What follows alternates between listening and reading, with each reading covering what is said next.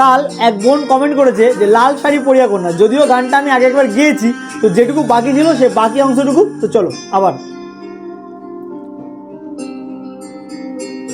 চাঁদের মতো মুক্তি যখন ভাসত নয়ন জলে, আদর কইরা মুইসা দিতাম গালে, ঘাটে আইসা পাশে বইসা জড়াইতো এ বুকে, বলবো আমি এই কথা কেমনে।